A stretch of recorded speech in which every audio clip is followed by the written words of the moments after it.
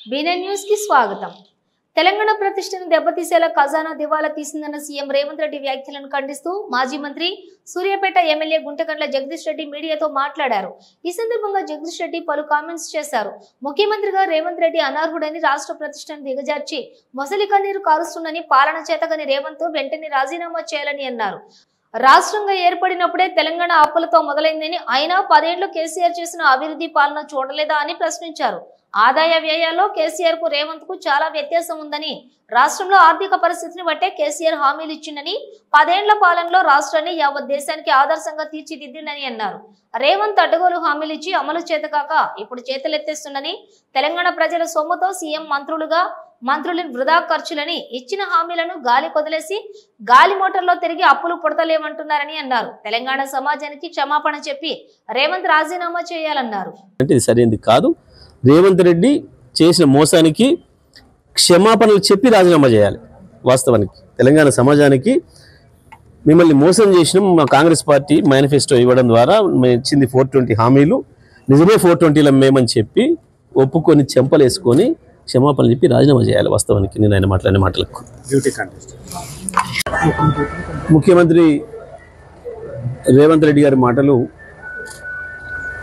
చాలా స్పష్టంగా ఆయన యొక్క చేతగంతనాన్ని, ఆయన అసమర్థతను, ప్రజల పట్ల ఆయనకు ఉండే కమిట్మెంట్ను తెలియజేస్తూ ఉన్నాయి.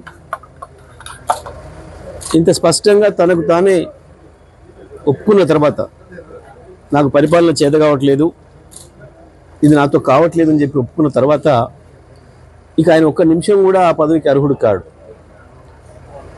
వాస్తవానికి రేవంత్ రెడ్డి నిన్న మాట్లాడిన మాటలన్నీ నిజమే అయితే, ఆయన మనస్ఫూర్తిగా మనసులోంచి మాట్లాడినే అయితే ఒక నిమిషం ఆలస్యం చేయకుండా రాజీనామా చేసి వెళ్ళిపోవాలి. వాస్తవానికి ఇవాళ ఆయన మాటలు మేము మొదటి నుంచి చెప్తున్నది నిజమని తేల్చినాయి. కాంగ్రెస్ పార్టీ అలవిమాలిన హామీలు ఇస్తుందని, భారతదేశ బడ్జెట్ మొత్తం తీసుకొచ్చి పెట్టినా వీళ్ళు ఇచ్చిన హామీలు నెరవేర్చడానికి ఒక తెలంగాణకి సరిపోవని, రాహుల్ గాంధీ, సోనియా గాంధీ వీళ్ళు ఇచ్చిన స్క్రిప్ట్లు రాసి చదివిపోతున్నారని, ప్రజల పట్ల ఏ ఒక్కరికి కూడా చిత్తశుద్ధి లేదని, ఈ రాష్ట్రం పైన అవగాహన లేదనే విషయాన్ని చాలా స్పష్టంగా మళ్ళీ నిరూపించుకున్నారు.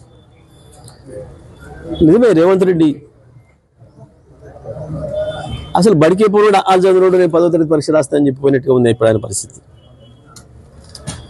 వాళ్ళు చదివినోడు 10వ తరగతి పరీక్షకు అనుమతి ఇవ్వండి అని చెప్పిపోయి కూర్చొని పేపర్ ముందు పెట్టుకొని ఏడ్చిన పద్ధతిలో కనబడుతూ ఉంది.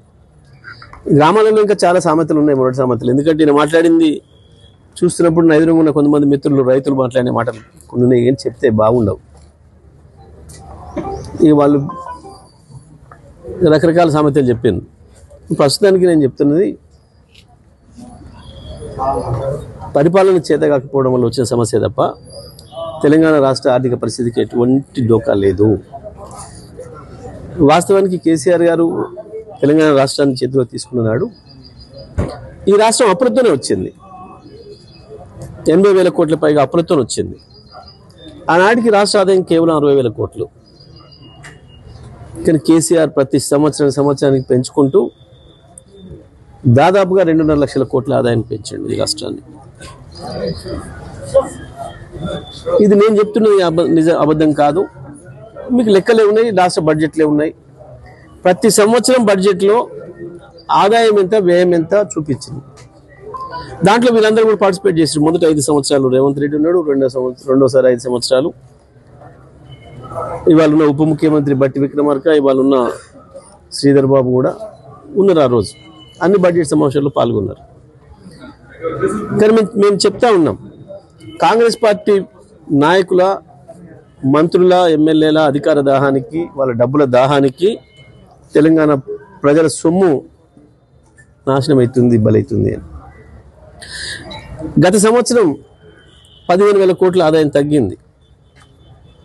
ఎందుకు తగ్గింది? ఎవడి చేతగంతనం వల్ల తగ్గింది, ఎవడి అసమర్థత వల్ల తగ్గింది, లేదా ఎవడి లోఫర్తనం వల్ల, ఎవడి లోబితనం వల్ల తగ్గింది?